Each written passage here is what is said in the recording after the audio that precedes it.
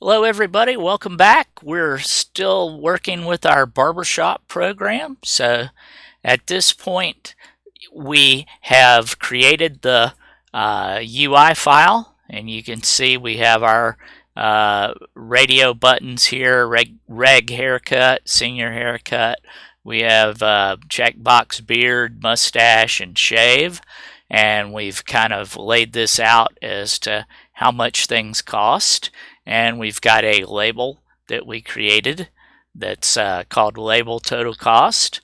And we tested this in Tawny to make sure that that everything actually worked when we ran the program. So at this point, we're ready to write some code. You may recall that the first step here is to add some additional connections to link some. This is called a slot. Okay, we're going to set some more signals to some slots. So in this case, since we've got this this form, and we want, anytime somebody checks something here, we want to go ahead and calculate a total and show it in this label. Our task is really easy, because anytime any of these radio buttons or check boxes are clicked, we want to go ahead and run the code to figure out what the price is, because if they click something, we need to calculate a price. Regardless of which one they clicked, we can check everything with one method. So what we'll do is we'll go into our Python code and connect every single one of these radio buttons and check boxes to the same method. So all the signals, all the click signals from these radio buttons will all get connected to one slot. So if you looked in the chapter 1 of your book, you will notice the GUI cookbook shows using the toggled event or signal for radio buttons, and it shows using the state changed signal for check boxes. You can get into trouble doing that. This is one of those points where I disagree with the author of the textbook.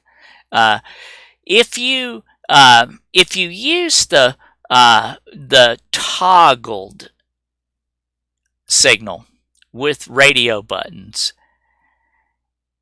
only one button can be picked at a time. So that means if the senior haircut is picked, and you click the regular haircut, actually two toggle signals get fired. The one for the senior haircut gets fired because when I click the regular, this one is unclicked or unchecked. This one is checked, so our code gets run twice. It's not so important on the check boxes, because if I go click this one, and this one, well, we probably did need to run that code 3 times. But with radio buttons, you get into running code that you don't need to run. So I'm going to differ from the textbook. I'm going to use the clicked signal instead of a toggled signal on the radio buttons. And if we have time, we can go back and change it so you can see actually what's happening in the Python code. Okay, back to Tawny. So we've got a bunch of connections to make here, haven't we? Self.ui. Our first radio button is radio button reg haircut dot clicked dot connect, and we'll make this method, how about calc total. Is that good with everybody? Okay. So I want to make sure that I'm getting my name right here, so I'm going to pop back to Designer and just make sure. You see I have radio button reg haircut, and I think that's what we used. Here we are in Designer, and you can see it's radio button reg hair, and I do have a capital C in cut, so I'll probably need to go back and change that here. No, I made it caps there. So looks like our name here is matching what's in Qt Designer. So I can take this line and copy it 4 times, because we've got 4 different connections that we need to make, right? And that should save us a little bit of typing. Then we can just go in and change it. So our other radio button was named Senior Haircut. Okay, so we've got that, and it's still going to be connected to the same method. Okay, now our checkboxes, just going back and looking, our checkboxes are checkbox shave, so, and checkbox mustache and checkbox beard. So we'll go back and change that to be, instead of radio button, checkbox shave, and this one is gonna be checkbox beard, and this one is going to be checkbox mustache.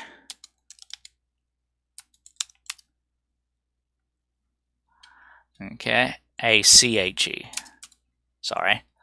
And I copied it one time too many, so I'm going to get rid of this line. Okay. So we've got checkbox shave, checkbox beard, checkbox mustache. Remember, we're using the clicked signal on all of those.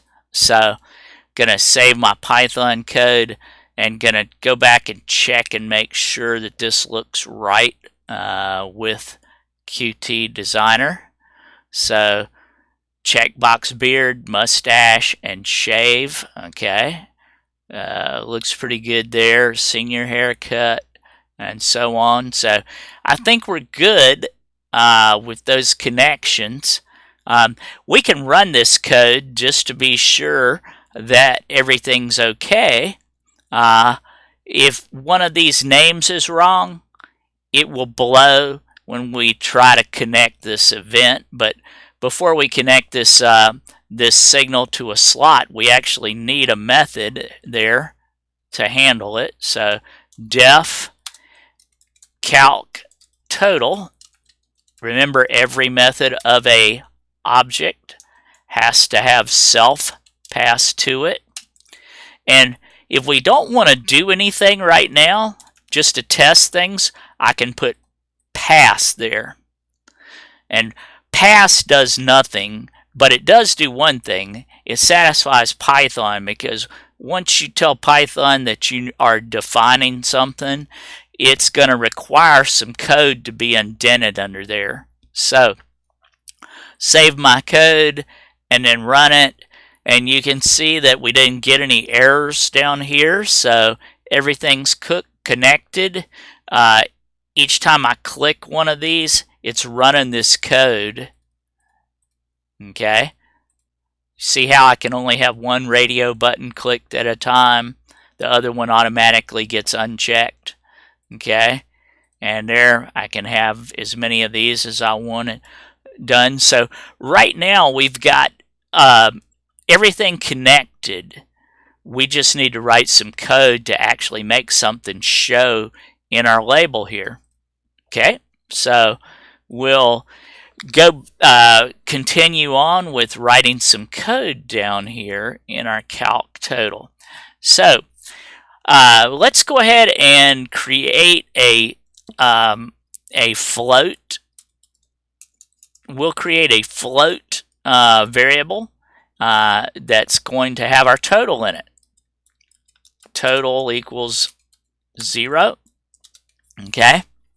And just so that it is a float, not that it matters, Python would change it, but if I do this 0.0, total is going to become a float, and that may make our program run slightly faster because it doesn't have to create an int and then turn around and create a float. So, okay, so we've got total set to 0. That's where we're starting out each time this calc total method is instantiated or run. So now here's where if we're going to have an if for our regular haircut, and it was called radio button regular haircut. So if self.ui dot radio button reg haircut dot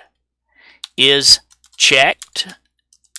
You should be familiar with this button, this method or property right here from reading the chapter. One thing that the textbook author does that I would probably not hire somebody if they were doing this in the real world on a programming test is he does this. This is not needed because this is already returning true. Our if statement actually just looks for a true condition. So if you put double equals true, every time Python sees this line, it's doing double work because we already have true.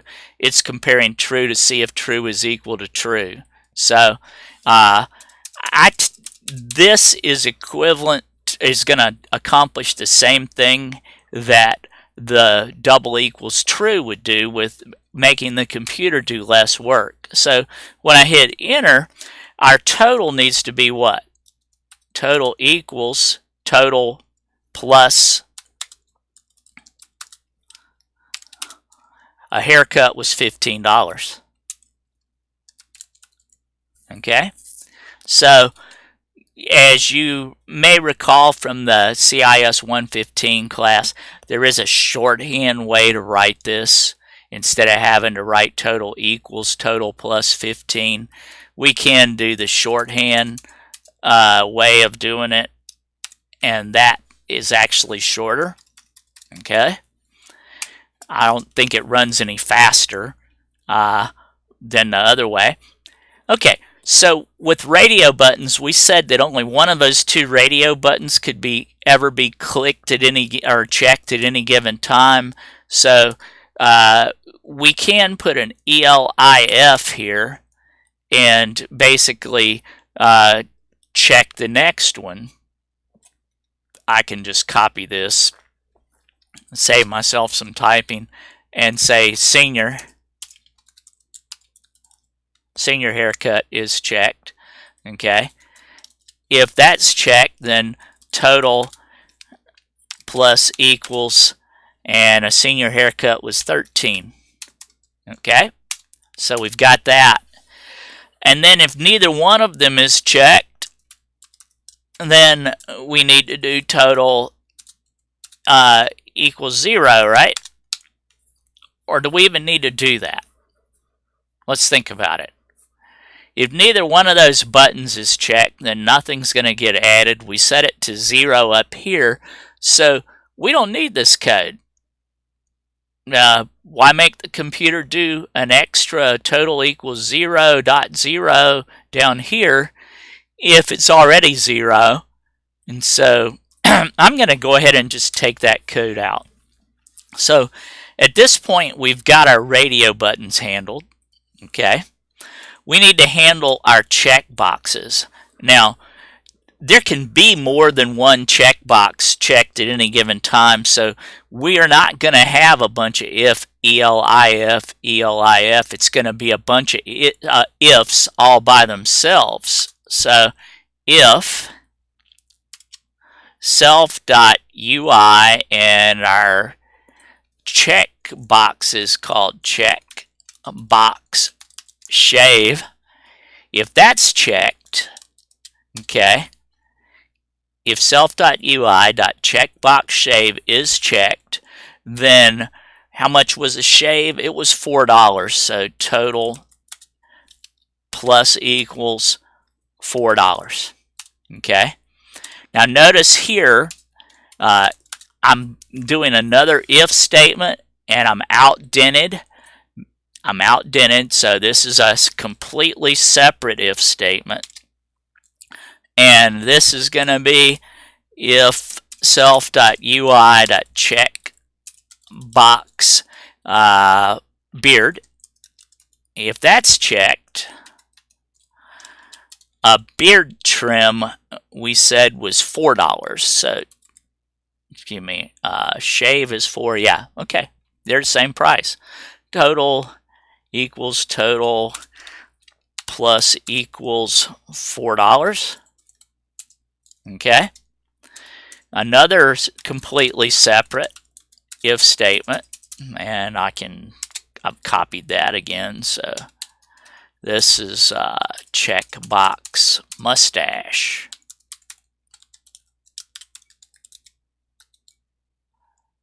CHE. Okay. Okay. So mustache trim was $2.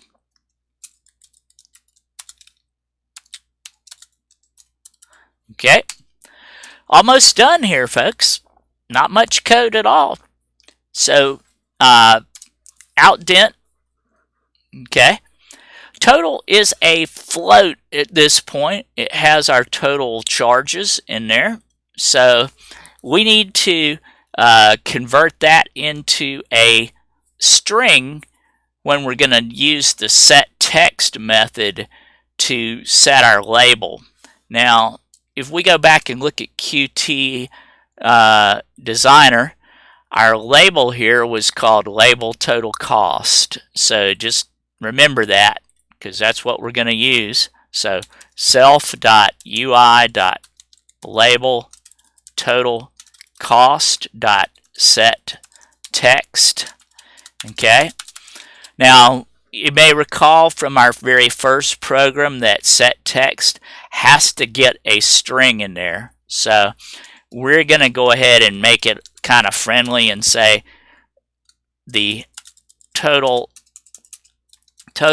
charge is R and a $sign. Okay. And there's our string. Okay, we need to convert total into a string as well. So, and you may remember to concatenate in Python. I'm going to concatenate that, and I'm going to say str total. Okay, and so this expression right here, when our program runs, is going to take whatever our total is, convert it into a string, going to concatenate it with this, and everything should be good. Okay, so let's try this out. I'm going to save our code here, and then we'll run it. There's our right now nothing. Let's check the regular haircut. Total charges are 15. Now, if we wanted to get this to look exactly right, you may remember the pyformat.info site. We could do a string format so that this total was actually formatting with 2 decimal places. Okay, so let's change it. Now it's 13. Now let's make it a senior haircut and a shave. That's 17. If we do a mustache trim, that's 19. And you can see if we do a beard trim, that's 4. And regardless of what we do, our number is always right.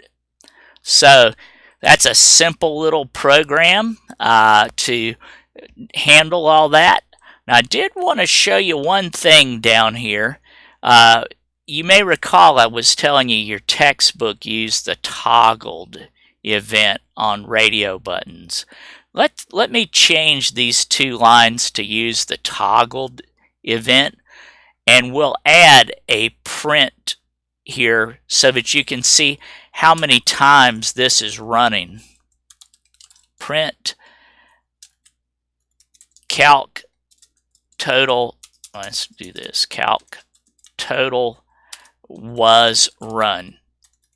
Okay, so anytime our calc total gets run, you'll see something print out in the shell window down here at the bottom. So save that, and right now let's run it and see how many times it runs. If this is working right, we should only see this message run every time we click something. We shouldn't see it run twice when we click something. So here we go. Okay, so I'm going to check this checkbox. We should see calc total was run 1 time down here. How many times do we see it? Once. If I check this one, we should see it run 1 time. How many times do we see it run? Once. Okay, this is left over from the first time. Okay, I can clear that just to prove it to you and go back here. Here's our window. Let's check it. It was run 1 time. Okay, so same with our shave. We hadn't changed anything with those. So if I check it, you see it ran once. Okay, check it again, it ran once. Check it again, it ran once. Okay. All right, so let's go back and change this to do what the textbook was doing, using the toggled event. The toggled event on our radioButtons. If you look at the code in the textbook, instead of using a clicked event on the checkboxes, he's using the state changed event. And that works okay with checkboxes. I just have the problem with the radioButtons. So I've changed it to toggled now. Okay, and let's run this code again. Okay, here we go. You see there's nothing. Let me clear that shell and then run this right here. Okay, you can see, watch what happens when I click it the first time. You see it ran once. Okay, I'm going to clear that and I'm going to go back here. So there, shell's empty. We've just got regular haircut picked. Okay, watch what happens when I click senior haircut now. How many times did it run? Twice. That's not really what we wanted. It didn't need to run twice. It just needed to run once to pick up the changes in this code. So hopefully that makes sense to you, why I'd rather use the clicked event. And it's kind of nice because you can use a clicked event for everything. You don't have to keep track of, okay, I have to use toggled with radioButtons. I have to use state changed with checkboxes. So you can just use the clicked event and everything's happy. Okay? So that's the end of this video. I will put the code out here for both pieces. Just remember that this is real close to what you need to do on your exam this week. Hopefully it helped, and hopefully I'm getting better at doing these voiceovers for you. I really feel strongly that I want the folks in the online class to succeed, and this is about as close as you can get to being in the classroom with me. Might actually be better because you could stop this and replay it. So have a good rest of the Super Bowl Sunday if you're watching the Super Bowl today. And don't wait till the last minute with the programs if you need help. Help may not be available on a Sunday. Just saying, better to get something done earlier in the week if you can. Okay, that's it for today. This video, part 2, and good luck with the class.